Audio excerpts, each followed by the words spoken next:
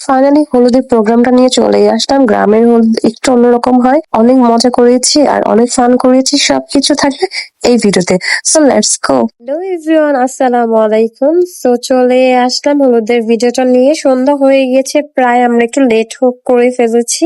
আমাদের বের হইতে প্রায় 9টা বেজে গিয়েছিল, যেহেতু সবাই মিলে আমরা একসাথে যাচ্ছি ও স্টেজে, তাই একটু সবাই ম্যানেজ করতে লেট হয়ে গেছে। কেউ আসতে একটু দেরি হয়ে গেছে, কেউ রেডি হতে দেরি হয়ে গেছে। মেয়ে মানুষ ভাই, শাড়ি পরবো, একটু তো লেট হবে আমাদের। ছেলেরা সবাই রেডি ছিল, বাট মেয়েরা একটু লেট হয়ে গেছিল।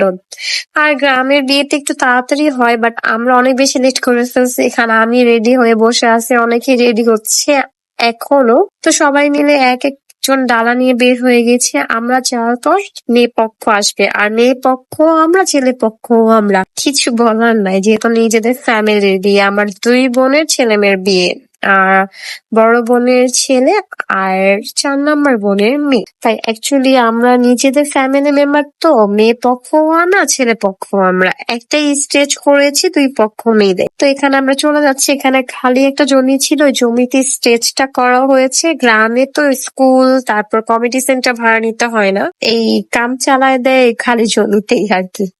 সো আমরা সবাই একই টাইপের শাড়ি নিয়েছিলাম, মেয়ে পক্ষ একই টাইপের নিয়েছিল, ছেলে পক্ষ একই টাইপের নিয়েছিল। আর ছেলেরা পাঞ্জাবি নিয়েছিল টিয়া কালার, আমাদের সাথে ম্যাচ করে। আর ছেলে পরেছিল হলুদ, কারণ মেয়েও হলুদ পরেছে। আর এখানে ছেলে সব ভাইগনা ভাগ্নি, ছেলে যেমন আমাদের ভাইগনা ভাগ্নি, তারও ভাইগনা ভাগ্নি আছে, ওরা আসছে বসছে এখানে। আমরা সবাই রেডি ছিলাম, একটু ওয়েট করছিলাম। মেয়ে একটু পার্লার থেকে লেট হয়েছিল আসতে, তো ও একটু পরে এন্ট্রি নিবে। আর এখানে অনেক জোরে জোরে সাউন্ড চলছিল, আমি মিউট করে দিয়েছি, যেহেতু ফেসবুকে প্রবলেম হয় সাউন্ড দিলে, তাই আর কি মিউট করে দেওয়া। আর বউ এখানে অনেক সুন্দর একটা গানের সাথে এন্ট্রি নিয়েছে, যেহেতু সাউন্ড দেওয়া যাচ্ছে না, আমি আপনাদেরকে শোনাতে পারছি না, সো সরি। তো এখানে মেয়ে চলে আসছে, আর মেয়ে পক্ষ দেখেন সেম কিন্তু শাড়ি নিয়েছি আমরা, কারণ ছেলে পক্ষ আমরা, মেয়ে পক্ষ আমরা। সো আমরা কেন ডিফারেন্ট থাকবো, একই রকম থাকবো। আর এখানে দেখেন সবাই মাশাআল্লাহ বলবেন, আমার ভাইনা আর ভাগ্নিকে সেই লাগতেছে। আর এখানে সবচেয়ে বড় কথা, আমরা অনেক মিস করছি আমার যে বড় বোন আর দুলা ভাই আমাদের মাঝে নেই। তো আমার ভাইনাকে আমরা অনেক বেশি কষ্ট নিয়ে এখানে হলুদ দিচ্ছিলাম, যেহেতু ওর মা বাবা নেই। আমরাই সবাই একটু ওকে আনন্দ দিয়ে একটু ভরতেছিলাম। আর এখানে আমার আম্মু আব্বু ছিল, ওনারা হচ্ছে নানা নানু হয় আর কি, তাই দিচ্ছে আর কি হলুদ।